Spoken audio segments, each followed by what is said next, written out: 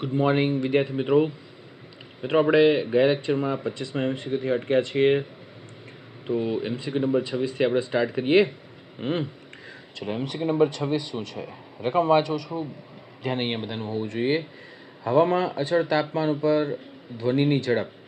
જો મિત્રો, ધ્વનિની ઝડપ છે એ લાપ્લાસના સુધારા સહિત આપણે આ રીતે લખીએ છીએ, ગામા આર ટી અપોન શું થશે? M0. Gamma r t upon M0. તો કોની ઉપર આધાર રાખે છે? ગામા ઉપર, આર ઉપર, ટી ઉપર અને M0 ઉપર આધાર રાખે મિત્રો.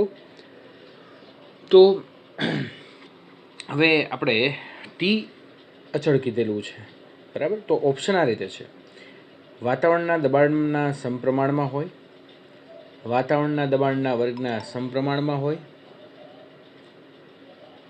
વાતાવરણના દબાણના વર્ગમૂળના સમપ્રમાણમાં હોય, કે પછી વાતાવરણના દબાણ ઉપર આધાર રાખતું નથી. મિત્રો, ટી અચળ હોય ને તો વાતાવરણના દબાણ ઉપર આધાર રાખતું નથી એવો જવાબ આવે. ઓકે, કારણ કે ટી અચળ છે. તો જો ટી અચળ ન હોય તો વાતાવરણના દબાણના વર્ગમૂળના સમપ્રમાણમાં એવો જવાબ આવે, બરાબર કે નહીં? ચલો, 27મો એમસીક્યુ છે. ઓરડાના તાપમાને O2 વાયુનો ધ્વનિનો વેગ v છે અને આ જ તાપમાને H2 અને O2 વાયુના મિશ્રણમાં ધ્વનિની ઝડપ ખાલી જગ્યા. ફરીવાર રકમ વાંચું છું મિત્રો. ઓરડાના તાપમાને એક પાત્રમાં O2 વાયુ ભરેલો છે, એની અંદર ધ્વનિની ઝડપ છે આપણને v કીધેલી છે, કેપિટલ V. ઓકે, આ રીતે આપણને આપ્યું છે. અને એવું કીધું છે કે આ જ તાપમાને H2 અને O2 વાયુના મિશ્રણમાં ધ્વનિની ઝડપ કેટલી હશે? ઓકે, તો મિશ્રણ આપણે H2 અને O2નું મિશ્રણ કરીને પછી આપણે એની ધ્વનિની ઝડપ v ડેશ કહીએ. તો મિત્રો, એક બીજી વાત હું તમને કહી દઉં કે જ્યારે બંનેનું મિશ્રણ કરવામાં આવે છે, બરાબર કે નહીં, તાપમાન અચળ છે પણ M0 વધી જશે. ઓકે, અને ગામા પણ શું થાય છે? વધી જાય છે. આ બંનેનું મિશ્રણ એવું હોય છે કે જેથી એની જે ઝડપ છે એ v ડેશ ગ્રેટર દેન શું થઈ જાય? v. હ્યુમિડિટી વધી જાય. હ્યુમિડિટી એટલે એની આપણે કે સાપેક્ષ પ્રમાણ વધી જશે, અને આ પ્રમાણ વધવાને કારણે અહીંયા એની જે ઝડપ છે એ કેવી હશે? વધારે હશે. ચલો, પછી 28મો એમસીક્યુ. વાયુમાં ધ્વનિનો વેગ ખાલી જગ્યા ઉપર આધાર રાખે છે. તો વાયુમાં ધ્વનિનો વેગ એ અંડરરૂટ E અપોન ρ લખીએ છીએ કે નહીં? તો આનો ઓપ્શન આ રીતે છે: માત્ર તેની તરંગ લંબાઈ ઉપર, ઘનતા અને વાયુની સ્થિતિસ્થાપકતા ઉપર, ધ્વનિની તીવ્રતા ઉપર, કંપ વિસ્તાર અને આવૃત્તિ ઉપર. તો અહીંયા મેં સૂત્ર લખ્યું છે, એના ઉપર આપણે એવું કહી શકીએ કે વેગ છે એનો આધાર કોની ઉપર હોય છે? સ્થિતિસ્થાપકતા ઉપર. અને એનો આધાર કોની ઉપર હોય છે? ઘનતા ઉપર. તો ઓપ્શન શું થશે મિત્રો? ઘનતા અને વાયુની સ્થિતિસ્થાપકતા પર. ઓકે, ચલો, 29મો. જો કોઈ બિંદુ આગળ ધ્વનિનો કંપ વિસ્તાર બમણો હોય અને આવૃત્તિ ચોથા ભાગની બને તો આ સ્થાને ધ્વનિની તીવ્રતા કેટલી હોય? બરાબર કે નહીં? તો મિત્રો, આપણને જો અહીંયા એવું કીધું છે કે કંપ વિસ્તાર બમણો થઈ જાય છે. 29મો, A dash is equal two શું થશે? 2A. અને આવૃત્તિ છે એ કેવી થઈ જાય છે મિત્રો? ચોથા ભાગની. તો ધ્વનિની તીવ્રતા કેટલી થશે? તો ધ્વનિની જે તીવ્રતા છે એની માટેનું જે આપણે સૂત્ર જોઈએ, અથવા તો આપણે એનો જે સંબંધ છે, બરાબર કે નહીં, એ કંઈક આ રીતે છે: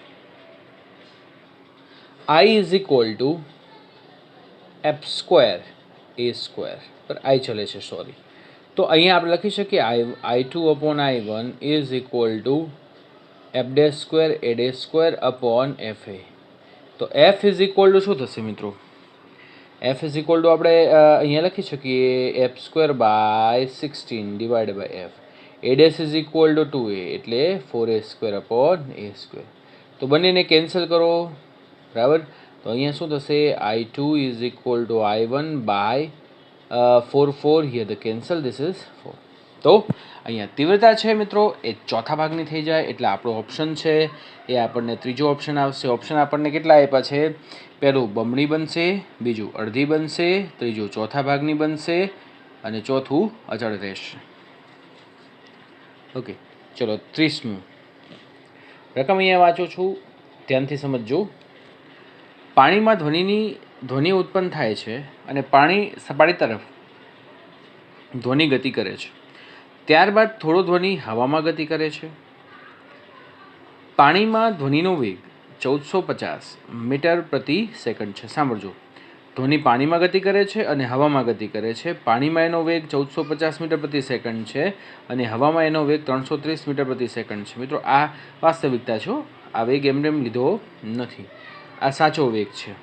એટલે હંમેશા કોઈપણ ધ્વનિનો વેગ છે એ કોઈ માધ્યમમાં વધારે હશે ને હવામાં કેવો હશે, ઓછો હશે. ઓકે, જ્યારે ધ્વનિ પાણીમાંથી હવામાં દાખલ થાય તો આવૃત્તિ એફ અને તરંગ લંબાઈ લેમ્બડા ઉપર થતી અસર ખાલી જગ્યા હશે. તો જો મિત્રો, માધ્યમ જ્યારે બદલાય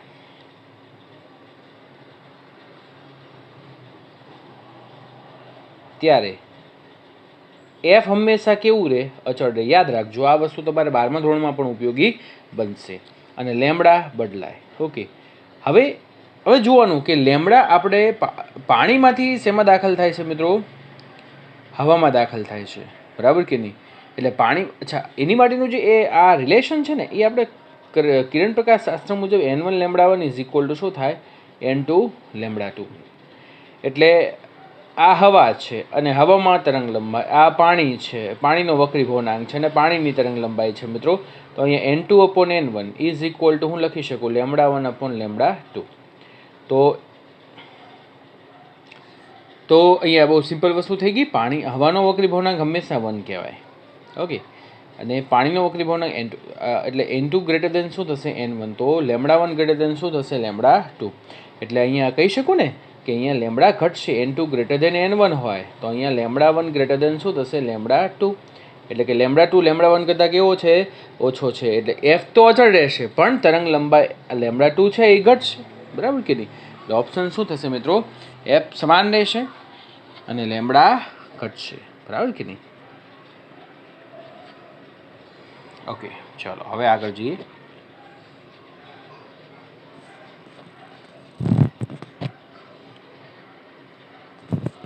ત્યાર પછી 31મું, જ્યારે ધ્વનિ તરંગો હવામાંથી પાણીમાં ગતિ કરે છે તો નીચેનામાંથી કઈ રાશિ અચળ રહે? લ્યો, તરંગ લંબાઈ, વેગ, આવૃત્તિ કે કળા? કેટલું સિમ્પલ મિત્રો, આવૃત્તિ જ અચળ રહે ને. અહીંયા લખ્યું જ છે, જો આપણે માધ્યમ બદલાય તો એફ અચળ રહે, લેમ્બડા બદલાશે. ઓકે, ચલો 32મું જોઈએ આપણે.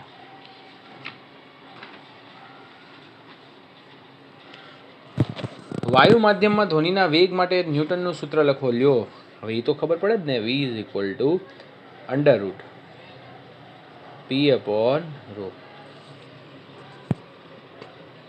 ચલો આગળ જઈએ. હવે 33મો છે એ તીવ્રતાના ડેસિબલના મૂલ્યનો છે મિત્રો.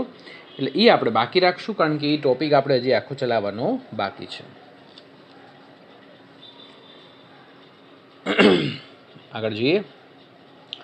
જો ભેજવાળી હવામાં ધ્વનિનો વેગ vm હોય અને સૂકી હવામાં ધ્વનિનો વેગ vd હોય તો મિત્રો જો ભેજવાળી એટલે મેં તમને ત્યારે પણ કીધું હતું કે ભેજવાળી હવા હોય,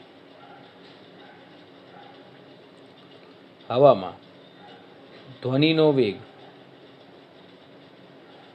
હંમેશા સૂકી હવા ધ્વનિના વેગ કરતાં વધારે હોય છે, બરાબર કે નહીં? એટલે કોઈ પણ માધ્યમ મળે ને ધ્વનિના વેગને તો એનો વેગ છે એ વધે છે મિત્રો. ઓકે, એટલે એનો વેગ કેવો થાય છે મિત્રો? વધારે થાય છે. ઓકે, તો સિમ્પલ વસ્તુ થઈ ગઈ અહીંયા, હે કે અહીંયા આપણે લખી શકીએ vm ગ્રેટર દેન શું છે? vd. ઓકે, નાવ 33મું, સોરી આ કેટલામું હતું? 32મું તો આ છે. ઓકે, આ 33મું નથી કરવાનું આપણે, આ 34મું છે ને. હવે આપણે આવશું 35મા MCQમાં.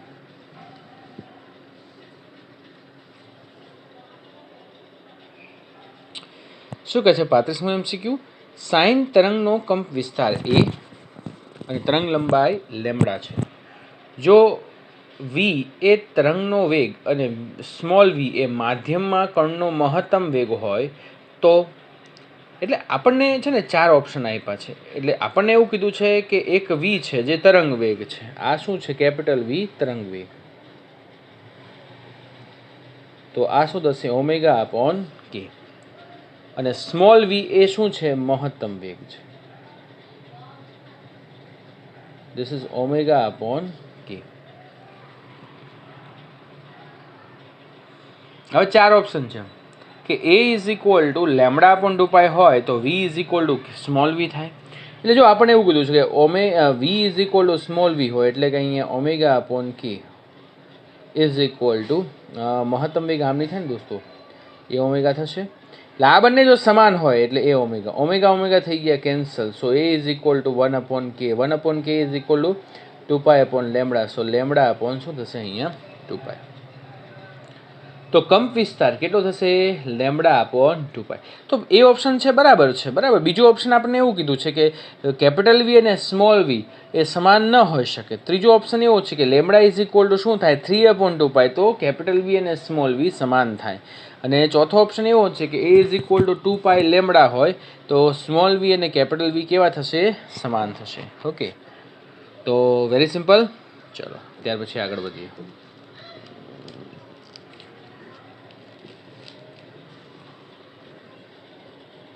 36 જો n આવૃત્તિથી ગીત ગાય છે તો b એ એની આવૃત્તિ કરતાં 1/8 ગણી હોય, એટલે કે b ની આવૃત્તિ છે એ a કરતાં 1/8 ગણી હોય. ઓકે, તો ઉર્જા સમાન રહેતી હોય, બંનેની ઉર્જા સમાન છે. ea is equal two ev. તો એનો કંપ વિસ્તાર સ્મોલ a હોય તો b નો કંપ વિસ્તાર કેટલો થાય?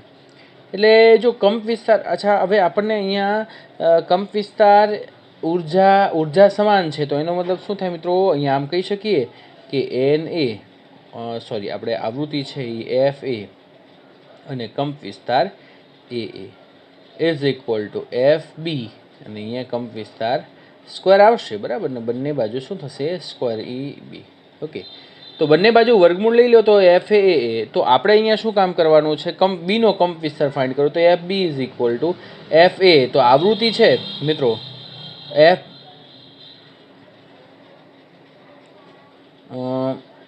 ઓકે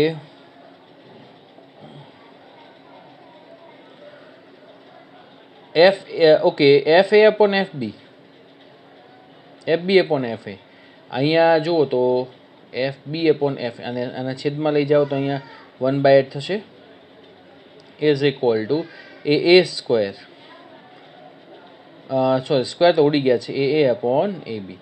ઓકે, તો બસ તો આ બંનેનો આપણને મળી ગયું. આપણે અહીંયા બીનો કંપ વિસ્તાર મેળવવો છે તો A B is equal to 8 small A થઈ ગયું. ઓકે, ચલો ત્યાર પછી હવે આપણે આગળ વધીએ છીએ મિત્રો. 37માં MCQ તરફ. રો1 અને રો2 ઘનતા ધરાવતા બે એક પરમાણુય વાયુમાં સમાન દબાણે ધ્વનિનો વેગ અનુક્રમે v1 ને v2 છે. જો એની ઘનતા રો1 એન્ડ રો2 ઇઝ ઇક્વલ ટુ 4 હોય તો v1 અપોન v2 મેળવો. તો v1 upon v2 is equal two v પ્રપોઝનલ two શું થાય મિત્રો? 1 અપોન અંડર રૂટ રો, કારણ કે v is equal to under root gamma P upon rho. આ લાપ્લાસના સુધારાનું સૂત્ર છે. તો ધીસ ઇઝ રો2 અપોન રો1.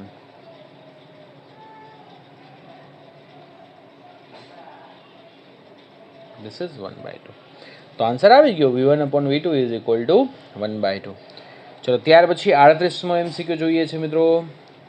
સરળ આવર્ત ગતિ કરતા કણનો આવર્તકાળ t is equal two 12 second છે. જો t1 બરાબર 3 સેકન્ડ હોય, t2 બરાબર 4 સેકન્ડ હોય તો કળા તફાવત કેટલો? મિત્રો હવે કળા તફાવત અને સમય તફાવત વચ્ચેનો સંબંધ આ રીતે છે, યાદ રાખજો બધા. 2π અપોન લેમડા લખતા હતા ને એની જગ્યાએ 2π અપોન શું થશે? t ઇન્ટુ શું થશે? સમય તફાવત. તો 2π અપોન t. ઓકે, t બરાબર કેટલું છે? 12 ઇન્ટુ સમય તફાવત એટલે 4 માઇનસ શું થશે? 3. તો 4 - 3 ઇઝ ઇક્વલ ટુ 1. અને અહીંયા તો પાઈ બાય 6 આવી ગયો આપણો આન્સર. લ્યો છે સિમ્પલ 39. વન્સ અગેન એવું જ ઇક્વેશન, એવું જ આપણે MCQ છે.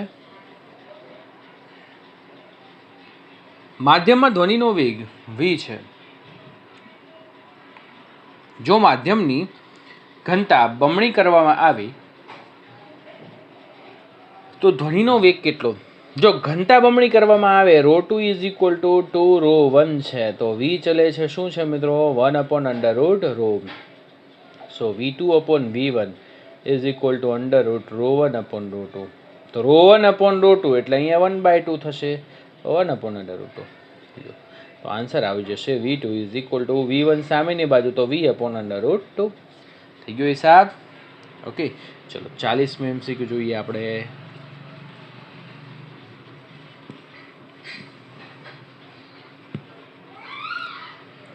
MCQ શું કહે છે? એક માણસ પહાડની ટોચ ઉપર ઊભો રહીને તાળી વગાડે છે. બરાબર, એક માણસ 40 MCQ. એક માણસ પહાડની ટોચ ઉપર ઊભો રહીને તાળી પાડે છે અને તેનો પડઘો 1 સેકન્ડ પછી સંભળાય છે. હવે મિત્રો અહીંયા પહાડ છે, અહીંયા માણસ ઊભો છે.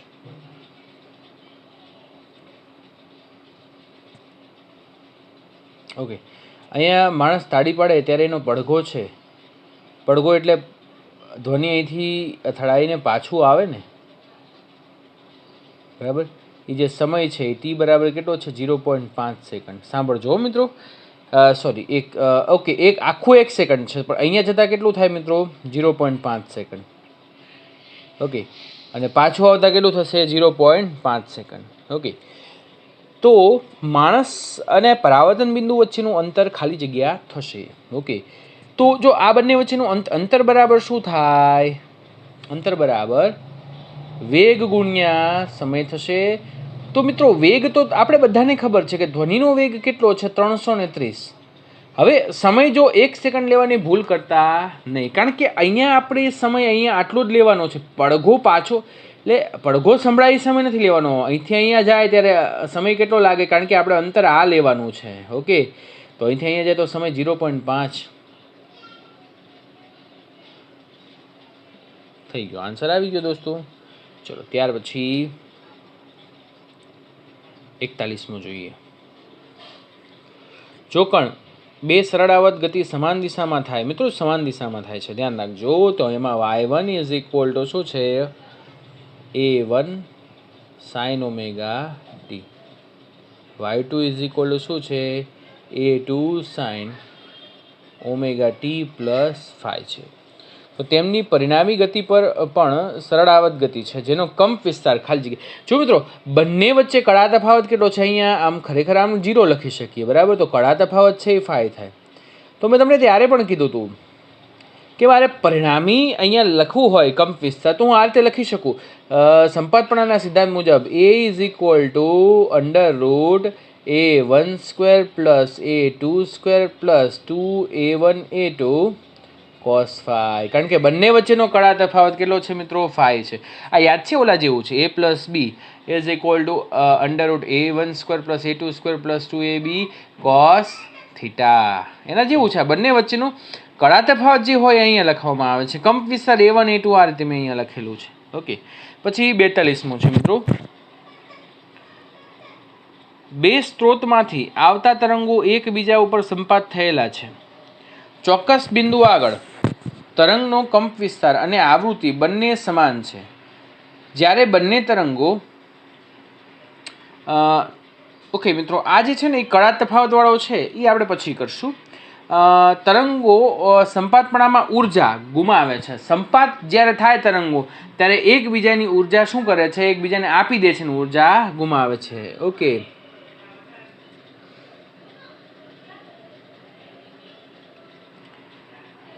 ઓકે ચલો ત્યાર પછી આપણે છે ને તીવ્રતાવાળા કેટલાક MCQs મેં તમને આગળ કરાવી દીધા છે મિત્રો.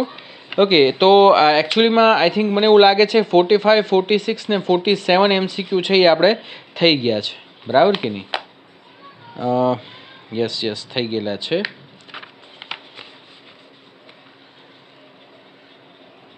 ઓકે, ચલો તો પછી આપણે હવે MCQ છે એ ઓલમોસ્ટ થઈ ગયેલ છે.